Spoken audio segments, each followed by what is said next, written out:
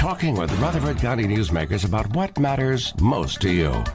Your host, J. Paul Newman of the monthly District Attorney Show, will now take you on a journey to explore recent Rutherford County court cases, cold cases, and more. We welcome everyone to the program. My name is J. Paul Newman. My co-hosts today are Rutherford County District Attorney General Jennings Jones and Rutherford County Assistant District Attorney Trevor Lynch. We thank WGNS for providing the airtime. And we also thank our producer, Scott Walker. Most of all, we thank you for listening. We will begin our broadcast after you listen to these important messages.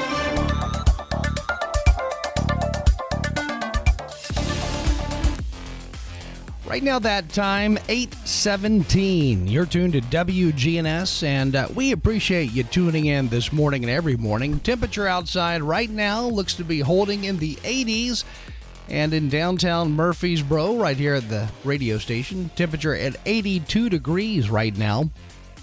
Looks like there is a chance of rain, pretty strong chance of rain, scattered thunderstorms throughout the day today. In fact, a 75% chance. Already raining, in fact, in some areas of Rutherford County. The high will reach 92 degrees, and tonight, 25% chance of rain. Temperature down to 68. And speaking of tonight, Main Street Murfreesboro has decided to go ahead and cancel the concert, the Friday Night Live concert that is or was scheduled to be held tonight on the downtown square in front of the county courthouse. Tonight, the guest that was going to be playing, the O'Donnells, a country group, that's not going to take place. Again, due to that inclement weather that is incoming, if you would. Again, the downtown Murfreesboro Friday Night Live concert, that's been canceled for this evening due to that weather that is making its way into the Rutherford County area. Time right now, 8:19, and we are broadcasting out of the Middle Tennessee Electric Studios.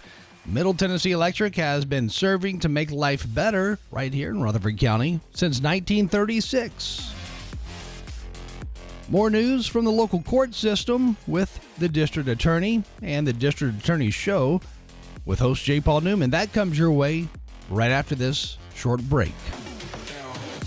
When is the right time to move to Adams Place? I have enjoyed Adams Place much better than living in my house after my wife passed away. What you're doing is you're getting people that you can interact with and have fun. Consider coming to Adams Place.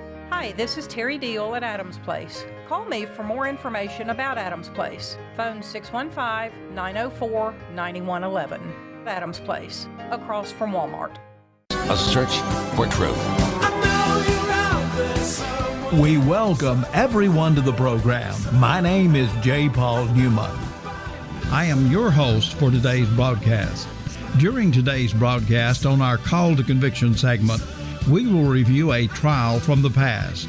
The trial involves the murder of Tina Stewart, which occurred in March of 2011. Tina Stewart was a star basketball player for Middle Tennessee State University. Her murder and the trial that followed attracted national attention.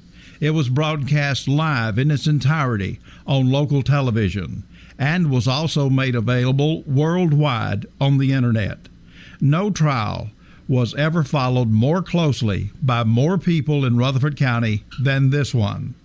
To discuss this case, we are honored to have two very special guests. From the Murfreesboro Police Department, we will have Sergeant Mike Taylor. Sergeant Taylor was the lead investigator on a team of law enforcement officers who successfully investigated and solved the murder of Tina Stewart. Sergeant Taylor will tell us about the investigation and provide background information regarding the case. And we are very pleased to have one of the experts who testified in the trial itself. Jerry Finley will offer expert insight regarding the blood evidence found at the crime scene. Jerry Finley's expert testimony provided valuable evidence which helped to convict Tina Stewart's murderer. From call to conviction. Time now for a look back at one of the more intriguing and important cases for this community. From the crime, the investigation, to the prosecution. In the fall of 2010, Tina Stewart was a student at MTSU. She was a member of the Lady Raiders basketball team and the apartment mate of Shanterica Madden. However, the two were not always the best of friends. In the late afternoon of March 2, 2011, Shanterica Madden was on the MTSU campus with a female friend. The two young women decide to walk to the Raiders Crossing Apartments, where Shanterica Madden and Tina Stewart shared an apartment. Shanterica Madden and her friend were going to the apartment to smoke marijuana. When Madden and her friend arrived, they thought that Tina Stewart was not there. But Tina Stewart was there. She was in her bedroom with the door closed. Madden and her friend smoked the marijuana in Madden's room. And from her bedroom, Tina Stewart smelled the marijuana. Being on the MTSU Lady Raider Basketball team, Tina Stewart knew that being around marijuana could jeopardize her scholarship. At about 5:35 p.m., Tina Stewart calls the apartment management to complain. Management then calls their courtesy officer, who is an off-duty police officer. The officer arrives and asks Shanterica Madden if he could search her room. During the search, the officer locates a small marijuana roach in the ashtray. He tells Miss Madden to flush it down the toilet. No charges are placed and no arrest is made. The officer then speaks with Miss Madden outside, and then he leaves. At approximately 6:45 p.m., the Murfreesboro police receive an anonymous call. The caller tells police that they need to go to the Madden and Stewart apartment. The police arrive shortly before 7 p.m. As they pull up to the apartment building, they observe a male chasing a female on the apartment grounds. They discover the male is Tina Stewart's fiancé, Casey Anuna. The female is Shanterica Madden. Later, the police go inside of the apartment, and there they find Tina Stewart lying on the bedroom floor, stabbed to death. Tina Stewart was 21 years old at the time of her death. She suffered 4 distinct injuries that night. Her least serious injury was a laceration to her left arm. She also had a stab wound to her back and another stab wound on her neck. The most serious injury was a stab wound to her chest. That wound actually cut her aorta, which is the main artery leading to the heart. The wound also pierced Tina Stewart's lung. This injury caused Tina Stewart to bleed to death. That night, Shanterica Madden was interviewed by Detective Mike Taylor of the Murfreesboro Police Department. At first, she denied even being present when Tina Stewart was killed. She tried to cast suspicion on a man with dreadlocks, a man that she said was mad at Tina Stewart and had been in the parking lot earlier that night. Later, she changes her story. She finally admits that she had stabbed Tina Stewart, but claimed it was in self-defense. Following the interview, Shanterica Madden was charged with the first-degree murder of Tina Stewart.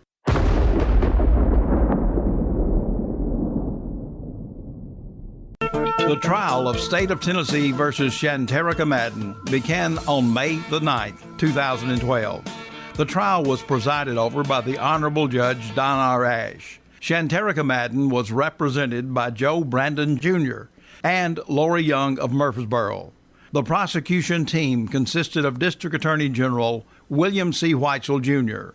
and Assistant District Attorneys J. Paul Newman and Sheila Freeze. Because of all the pretrial publicity, the jury had been selected from Chattanooga and brought to Murfreesboro to hear the case. The trial lasted 5 long days. The jury heard from 47 witnesses, and over 200 exhibits were introduced during the trial. The defense argued that Shanterica Madden was not guilty. They insisted that she acted in self-defense, and they asked the jury to set her free. The state argued that Shanterica Madden was guilty of first-degree murder, that the murder was an intentional and premeditated murder. They asked the jury to convict Shanterica Madden and send her to prison. After hearing the attorney's arguments, the jurors began their deliberations. On May the 14th, 2012, after little more than an hour of discussion, the jury returned to the courtroom with their verdict. The jury found Shanterica Madden guilty of murder in the second degree and guilty of tampering with evidence. On July 16, 2012, Judge Don Ash sentenced Shanterica Madden. Judge Ash sentenced Shanterica Madden to the maximum sentence for second-degree murder, which was 25 years at 100% to serve. On the tampering with evidence charge, Judge Ash imposed an additional 4-year sentence. That 4-year sentence was ordered to be served after completing the 25-year sentence. The effective sentence was a total of 29 years. Under this sentence, Shanterica Madden should not be eligible for parole until the year 2038. With us today in the WGNS studio, Jerry Finley and Sergeant Mike Taylor. Mike Taylor was the lead investigator in the case. Jerry Finley was the expert witness whose testimony helped cast serious doubt on Shanterica Madden's version of how Tina Stewart was killed. It was Jerry Finley's testimony that helped persuade the jury that Shanterica Madden was not acting in self-defense when she stabbed Tina Stewart and left her alone to die. Jerry Finley is an expert in crime scene reconstruction and blood pattern analysis. Mr. Finley, we want to welcome you to Murfreesboro, and we want to welcome you to the broadcast. Thank you for having me here. Tell us a little bit about yourself, and especially about your prior law enforcement training and experience. I've been involved in forensic investigations for close to 41 years now. Started out with the Chatham County Police Department in Savannah, Georgia, and was there as a forensic investigator. When I retired from there, I went to work for the state of Georgia in the Department of Public Safety as the supervisor of forensic science and death investigation training for the state. I began consulting outside of that in 1980 and have been consulting as well as teaching ever since. In your current capacity, I know that you wear multiple hats. You offer your services as an expert witness, and you're in great demand to speak at law enforcement training seminars. How many trials have you testified in as an expert witness? 154. In what different states have you testified, or how widespread has your testimony been? Well, Florida, Georgia, Alabama, South Carolina, North Carolina, Tennessee, as well as Texas and Colorado. I first met you several years ago when you taught a week-long one-man blood pattern analysis seminar at the Murfreesboro Police Department. Tell us how it was that we were fortunate enough to get you to come to Murfreesboro. Well, I teach for the Institute of Police Technology and Management at the University of North Florida in Jacksonville, and one of the officers from Murfreesboro attended one of the courses down there and asked me if I would be willing to come to Murfreesboro and teach the same course up here, which I agreed to, and so came to Murfreesboro and taught the first course. That's when I met you.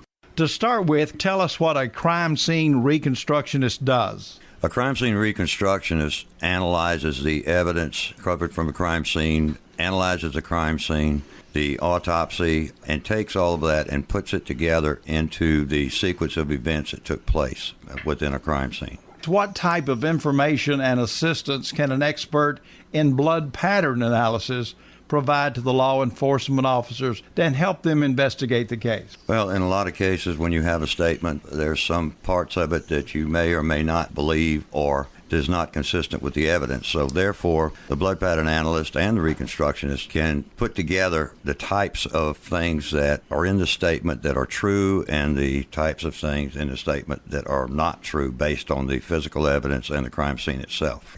Can you explain how a cold case investigation is different than a fresh homicide investigation? Well, in a cold case, you're going to have certain limitations depending on how well, as I mentioned, how well the scene is documented, the evidence is collected and preserved. In a lot of cold cases, the evidence gets lost, misplaced, it's not analyzed properly. Now, with a fresh case and the things that we can do today, if the evidence is preserved properly in a cold case, then you can have additional tests run, such as DNA, and with all the national databases that we have, like the APHIS or fingerprint database, the DNA database, and NIBIN, which is a firearms database, all of those things really help as far as today's cases go. But if the evidence is not really preserved well from the older cold cases, it makes it difficult. And another thing is that a lot of times the cold cases are picked up by a detective that was not at the original scene, so they don't have that personal observation in looking at the scene and being able to tell what transpired there. So cold cases are difficult, and you do have limitations. However, with a fresh case or a current homicide case, then you have the advantage of all of these things at hand if it's utilized. Jerry, I want to ask you about the Shanterica Madden trial, and I'd like to talk to you about what evidence the district attorney's office asked you to examine. The reconstructionist is all the information that we can get in terms of the physical evidence, but I was asked to examine the crime scene photographs, the autopsy report, the crime scene investigation, the crime lab reports, to see if it would be consistent with the statement given by Ms. Madden. How much time do you really have to spend examining and closely looking at all this evidence before you can come to an opinion? It takes a while, depending upon the case. In this particular case, probably I spent about 40 hours just analyzing it, because you have to dissect it, look at each piece of evidence recovered, look at each photograph minutely, inch at a time, and you have to put all this together. You correlate the injuries with the blood that's at the scene, and then you compare all of that with the statements at line by line to determine at what point, the person is telling the truth or what point that they're lying. I know that a small spot of blood can actually tell you a story about what went on. Tell us some of the things you can determine from looking at a blood spot or a blood pattern. Well, blood pattern analysis is a study of the size, shape, distribution, and location of the various types of stains. Due to research and in the publications and so on, we know how these stains are created. So by knowing how the stains are created, we can then determine, okay, was this person standing, sitting, were they lying, was the perpetrator close to the victim, not close to the victim, and so on. So by looking at the stains and determining the angle, direction, and location, can tell us an awful lot about what transpired at that crime scene. In Shanterica Madden's statement, she said that she acted in self-defense and that she first stabbed Tina Stewart at the front of the bed, which was located close to the doorway entrance. Concerning that part of her statement, what did your findings show when you examined the physical evidence? Well, that part of the statement is wrong, is not consistent with the physical evidence that's at the scene. The actual stabbing through the chest, and there was a struggle, the stabbing through the chest was actually done over by the desk on the wall next to the trash can, which is on the opposite side of the room from the door in the foot of the bed. Can you just walk us through what your examination of the crime scene indicated was the sequence of events as to what happened? Well, there was an altercation, and there was a struggle, and this is based on the additional injuries to Miss Stewart, and that she was backed up into the corner in an upright position, not on the floor as stated by Ms. Madden. She was backed up into that corner by the desk, and where she received the fatal stab wound and possibly some of the other injuries, which was totally across the room from what Ms. Madden said in her statement. And I understand in Ms. Madden's statement, she originally said that she was holding the knife up in front of her and that Miss Stewart walked into it, and there was only one stab wound. Can you tell us what you looked at to determine whether or not that particular statement of one stab wound was true? Well, look at the autopsy report and the autopsy photographs, which showed additional injuries, and there was on the back of her left shoulder, there was another superficial wound there, a stab wound. Also, the cast-off from the knife itself was located over by the desk and the trash. So there was a struggle. However, it was not a struggle where Ms. Madden was on the floor and Ms. Stewart was above her and so on, because when she was stabbed, the cast-off stains and all on the other side of the room. Jerry, it's my belief that because of your findings, the jury had substantial reasons to believe that Shanterica Madden's version of how Tina Stewart met her death was not true. The Action Line on FM 101.9 and AM 1450 Murfreesboro, FM 100.5 Smyrna. Listen and watch at WGNSradio.com. Broadcasting from the Middle Tennessee Electric Studios. Take control of your account management and energy consumption with the My MTE app. Download from the App Store and manage your account, improve your energy habits, and more. MTE, serving to make life better since 1936. Hi, this is Peter Demas with Demas's Restaurants. One of the new menu items that we have added is our Salmon Imperial. Our Salmon Imperial is a fresh cut piece of salmon with shrimp and a crab meat blend, and then we've put our Alfredo sauce on top of it. It's great for a low-carb diet that you can get with spinach, but also it just has an amazing flavor with a mixture of all those flavors between the shrimp Alfredo and then our salmon. Please have your family join our family for lunch or dinner 7 days a week at Demas's. If you're planning an upcoming trip and want to include your pet, we have all the travel supplies you'll need at Animal City. This is Amanda at Animal City, inviting your family to come do business with my family. Animal City is Murfreesboro's hometown family-owned pet store. We've had the honor and pleasure of serving the community for 33 years. If you want to see some photos of our adorable pets, feel free to check out our Facebook page, Animal City of Murfreesboro, Tennessee. We're at 919 Northwest Broad Street, right here in Murfreesboro. Capstar is now a division of Old National Bank.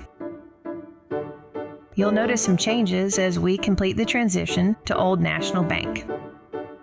The Murfreesboro team that you know and trust at Capstar are always ready to serve you.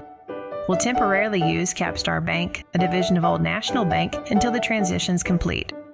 As always, we're ready to serve you at Capstar Bank, a division of Old National Bank, member FDIC. Get it later from the paper or get it now from the radio. WGNSradio.com. We now welcome to the WGNS microphone Sergeant Mike Taylor of the Murfreesboro Police Department.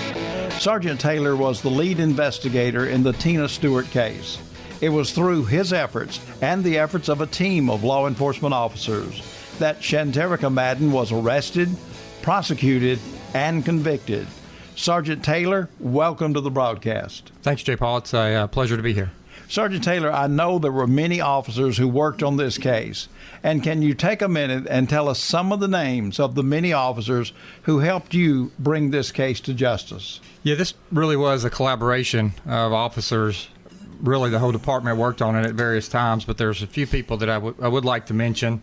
First, Detective English, who was a patrol officer at the time, responded to the scene. She was one of the first officers on the scene and immediately attempted to render first aid. Also, the crime scene unit that worked on this case, there was lots of evidence that was collected that really helped in the prosecution, and that team was led up by Sergeant Henderson and Ed Gorham, Sergeant Mongold, and Detective Von Pak D. Also, Sergeant Keaton helped with the search of that scene, helped locate some evidence that helped in that conviction. Sergeant Taylor, this case was solved what I call rather quickly. I think you made the arrest that same night. Was there a specific time in the investigation that you knew who killed Tina Stewart? Initially, when I got there was a lot of people on the scene, a lot of witnesses, and the first thing I wanted to do was try to sort through and figure out the relationships of those individuals, who was going to be witnesses, who was going to be potential suspects. And it really wasn't until I started to put together those relationships and see how all the pieces of the puzzle fit that I could start understanding what had happened. And then once I started interviewing Shanterica Madden, I was also getting some information from the crime scene. It was pretty obvious to me initially in that interview that she was being deceptive and was not telling the truth about what happened. So it was pretty early on, I think, when I started to develop her as a suspect. When the police arrive at the apartment complex, they see Tina Stewart's fiance, Casey Anuna, and he is chasing after Shanterica Madden. Can you explain to the audience why Mr. Anuna was pursuing Shanterica Madden at that time? Well, Casey and Tina, they had a pretty specific schedule that they kept. As being athletes and being pretty busy, they kept pretty tight to that schedule. And earlier in the evening, Casey had sent a text message and had attempted to get in touch with Tina and was unsuccessful. And one of the key elements that we'll get back to is that Casey actually received a return text message from Tina's phone saying that she was about to get into the shower. Casey was starting to get concerned because he had talked to Tina, so he actually went to the apartment And he made mention that when he was pulling up, he could see through Tina's bedroom that her television in the bedroom was on. When he goes into the apartment, Shanterica stops him at the door and tells him that Tina is not there. He's concerned enough that he doesn't believe her story, goes past her, goes to the bedroom where he finds Tina lying on the floor. He immediately goes back to Shanterica because he knows that she was not telling the truth, and that's when she fled from the apartment. He gave pursuit after her. The whole time he was chasing her, he was yelling for someone to call the police.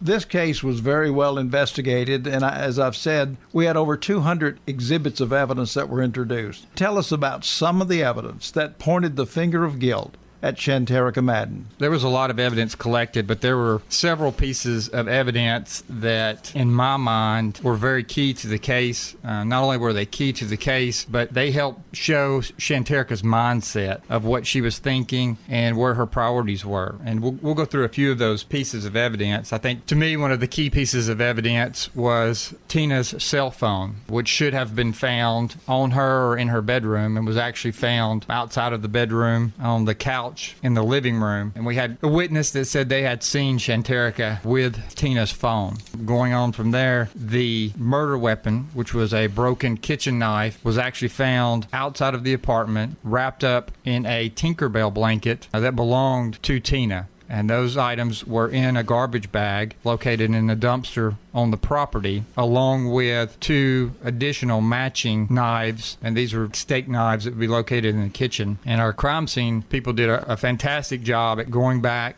looking at the apartment, and were able to find in the dishwasher some steak knives that match those found in the dumpster. Additionally, like I said, the blanket that we know belonged to Tina Stewart was found in the dumpster. There was a towel located outside in the parking lot that had blood on it and had Tina's DNA located on it. These pieces, when you start putting them together, really show that the efforts that Shanterica was going to try to cover up what she had done. And then aside from the physical evidence that we found at the scene, there were the statements that she made herself regarding what had happened. Initially, she said that there was an altercation between the two of them, a verbal altercation, and that she was leaving the apartment to cool down. She also said that Tina was leaving the apartment. And she said that since she didn't have her keys with her, she didn't bother to lock the door.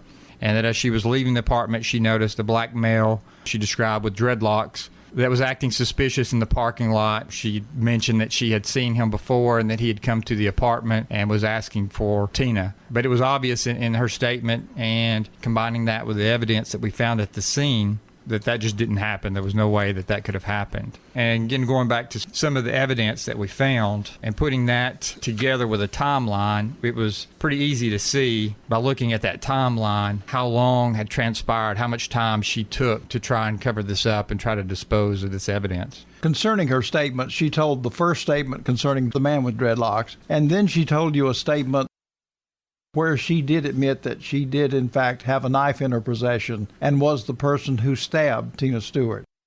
Tell us what version of events she gave on that. Yes, she did. After I confronted her with the story that she had initially told was just not going to be believed, and the problems with that story, she did admit to stabbing Tina. She said that she went to Tina's room to confront her about the police being called earlier in the evening. She said that Tina's door was locked and that she had to knock on the door to get Tina to open the door.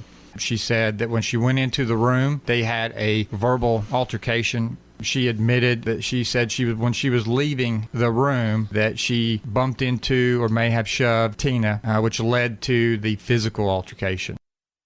She said that during this physical altercation that Tina was on top of her and that had knocked her to the ground, and that she reached to the top of the bed where she found the knife, and that she didn't know how Tina had gotten stabbed with the knife. Later, she kind of changed that story and said that when the stabbing took place, she was actually standing and that she had the knife held up in front of her, pointed towards Tina, but at Shanterica's chest level, and that Tina came towards her and that the knife stabbed Tina under Tina's own force at coming towards her. Going back and kind of what Jerry had alluded to earlier, when you go back and you start looking at the information available and you look at the autopsy report and the autopsy findings, the autopsy showed that fatal wound to the chest was at a downward trajectory, and given the height difference between Tina and Shanterica, And the version that Shanterica described, it's just impossible for that fatal wound to have been inflicted in that way. It would have been more likely that that wound would have occurred from an overhand stabbing type motion. Some of the most devastating evidence against Shanterica Madden came from her own statement and from her testimony in court. Can you summarize what Shanterica Madden said she did after she stabbed Tina Stewart? Yes, she said that after the stabbing took place, that Tina fell to the ground and that she was lying there. She could tell that she was still breathing, lying on the floor of her bedroom in the apartment. And Shanterica told us that she turned the lights out in the bedroom, shut the door, and walked out of the bedroom. She said she had wet clothes in the washer, so she took those clothes out of the washer and she put them in the dryer so that they could dry. She made several phone calls. I believe one of the phone calls was to her mother. She then made a phone call, or I believe it actually may have been a text message, to one of her friends, asking the friend to come pick her up as soon as possible. Additionally, she went on to tell us about Casey coming to the apartment, and she admitted to telling him that Tina was not in the room. She said that she didn't want him to find her that way. She also had told us that during the time frame where she was making these phone calls and waiting for her clothes to dry, that she went back and peeked into the bedroom and that Tina was still lying on the floor. At any time did she say that she thought about calling for help, for someone to assist Tina Stewart? Everything that she told us that she did after the stabbing took place was to benefit her. Nothing that she did was to aid Tina in any way. She made several phone calls, as I mentioned before, sent several text messages, none of which were to the police, none of which were to ambulance service to try to get any type of help to the apartment. Rather, all of her phone calls, all of her efforts were to essentially save herself and to try to get out of the apartment and get away from the scene. I know that you worked very closely with the family of Tina Stewart. I know you interacted with her mother, her father, and her sister, who all testified at trial. Can you tell us how difficult it is when you've got to sit down with the family and describe what happened to their loved one? Yeah, it's probably the most difficult thing in this line of work that you can do. What you have to keep in mind is there's really nothing you're going to be able to say. There's nothing you can tell them that's going to change the events that's happened. The only thing you can do is be truthful with them, let them know that you're going to work, put 100% into it, and that you're going to put all your efforts on to making sure that justice is done and that they can have some closure. And really by just sitting down and giving them the truth of what happened, that's about all you can do. And I know that the MTSU community, President McPhee, the MTSU Athletic Department, and especially Coach Rick Insel and Tina Stewart's teammates played a vital role in assisting in this investigation. How much was their cooperation appreciated by you as the lead investigator? Well, this case was unique in that we had so much help on the case. By the media attention, things like that, the publicity the case received, unlike a lot of cases where we don't get as much help from the community sometimes. This case, there was just an outpouring of help from the MTSU community. I think one of the things is this case was unique where it involved an MTSU student charged with killing another MTSU student. The MTSU community really helped the witnesses. They helped the family understand that they weren't alone, that everybody was kind of going through the same grieving process. There was a lot of support from the basketball team for the family, and I think it really helped the family, helped to comfort the family to see just how many lives that their daughter touched.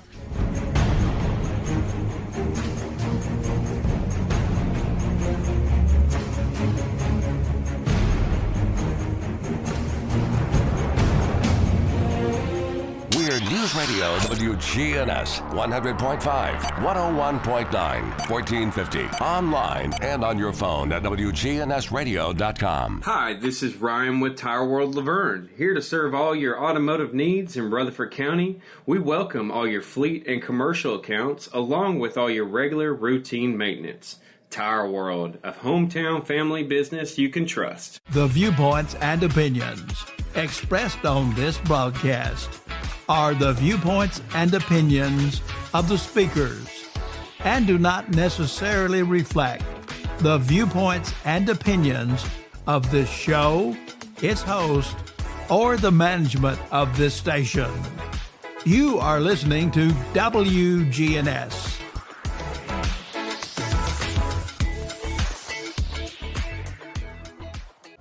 This is Inside the Courts. A look at this month's trials, pleas, and grand jury action. Inside the Courts is presented as a courtesy of the Rutherford County Clerk's Office. Good morning, everyone. This is your District Attorney General, Jennings Jones, and today I will be your tour guide through the episode of Inside the Courts. We begin this segment by stating that none of the defendants named in upcoming trials or hearings have been convicted, and of course they are presumed by our law to be innocent.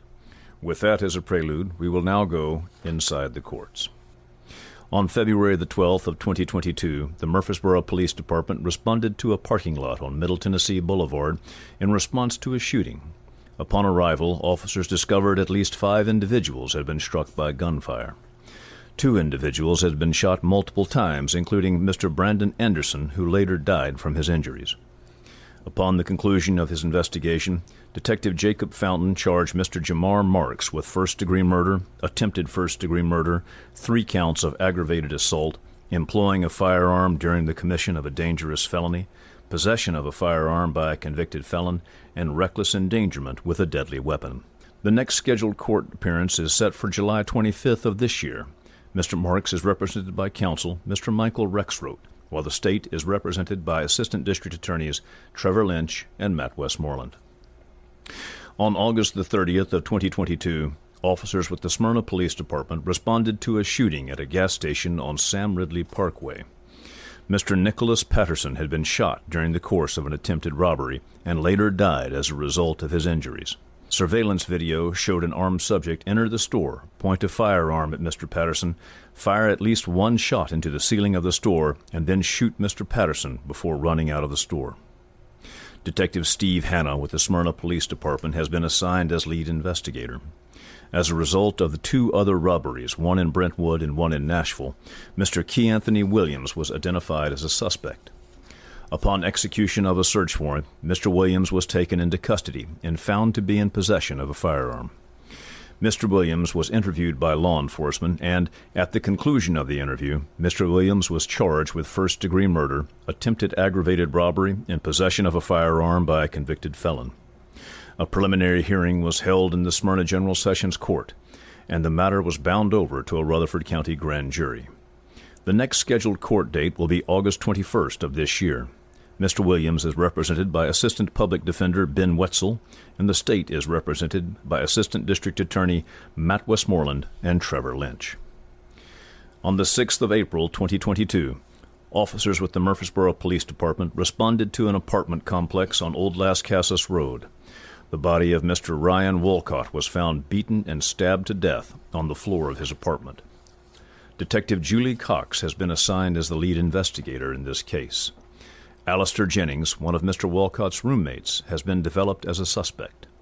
Detective Cox's investigation has resulted in physical evidence and witness statements that connect Mr. Jennings to the murder of Mr. Wolcott. Mr. Jennings was charged with first-degree murder.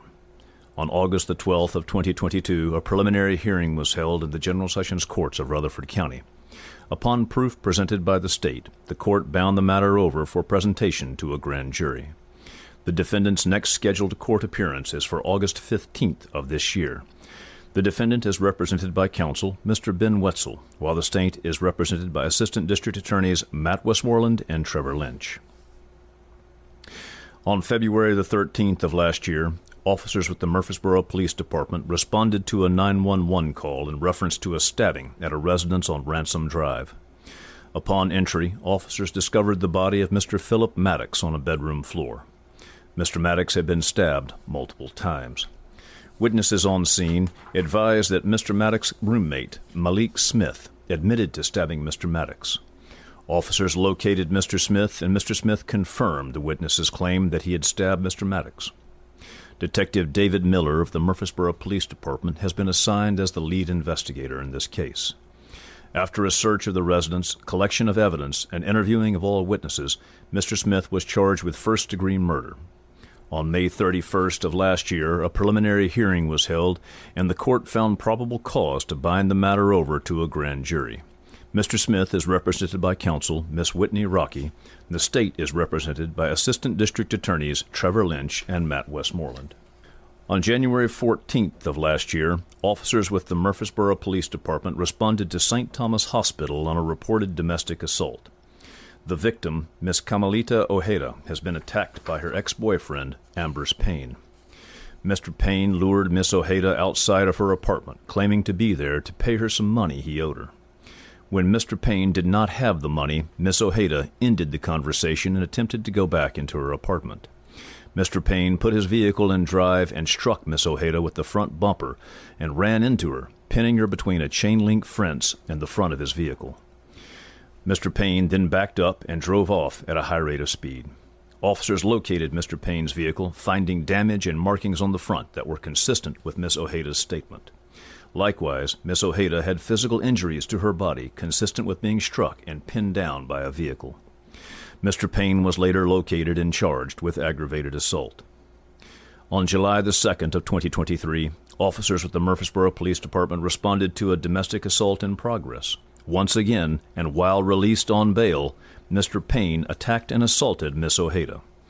Mr. Payne had choked Miss Ojeda to the point of leaving injuries on her neck. Mr. Payne released Miss Ojeda, and she began to run away. Mr. Payne chased her and threw her to the ground and began to punch and kick the victim. A witness heard screaming and went outside and saw Mr. Payne's attack on Miss Ojeda. Mr. Payne was once again arrested and charged with aggravated assault and kidnapping.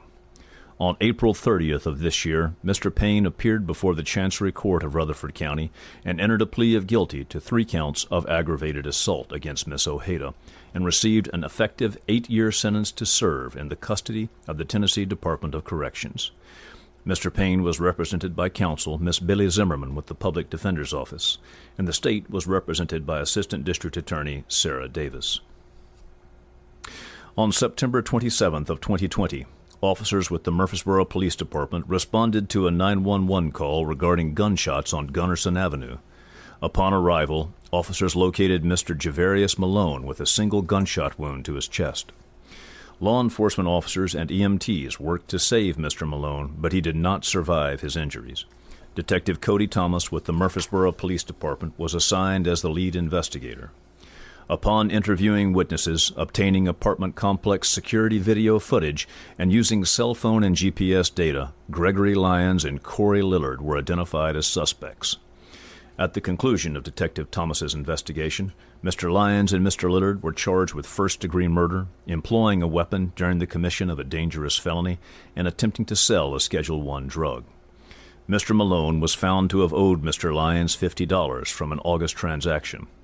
On August the 29th of 2020, Mr. Lyons threatened Mr. Malone for not paying him by sending Mr. Malone an emoji of a coffin with a threatening text message. On September the 27th, Mr. Lyons learned that Mr. Malone was attempting to buy narcotics from Mr. Lillard. Mr. Lyons had gone to Mr. Lillard's house 20 minutes before Mr. Malone, and Mr. Lillard started texting regarding the sale. Mr. Lyons went with Mr. Lillard to meet with Mr. Malone and Mr. Lyons, and Mr. Lillard was armed with a .357 semi-automatic pistol. Witnesses heard yelling and then a single gunshot. Mr. Lyons and Mr. Lillard were recorded on various security camera videos riding bicycles to the location and, after the murder, recorded running away on foot. Mr. Lyons' DNA was found on the bicycle located just a few feet from Mr. Malone's body. It was later discovered that just 2 days prior to the murder, Mr. Lyons had arranged to acquire a .357 caliber pistol. On May 23rd of this year, a jury of Mr. Lyons' peers found him guilty of all charges. Mr. Lyons was sentenced by Judge Jimmy Turner to a life sentence for first-degree murder. The court set an additional sentencing hearing for September 4th of this year for the remaining convictions. Mr. Lillard has previously entered pleas of guilty to facilitation to first-degree murder in an attempt to sell a Schedule I drug. Mr. Lillard received a 20-year sentence to serve in the custody of the Tennessee Department of Corrections. Mr. Lillard was represented by counsel Mr. Thomas Maynard. The state was represented by Assistant District Attorneys Matt Westmoreland and Trevor Lynch. This will conclude today's look inside the courts.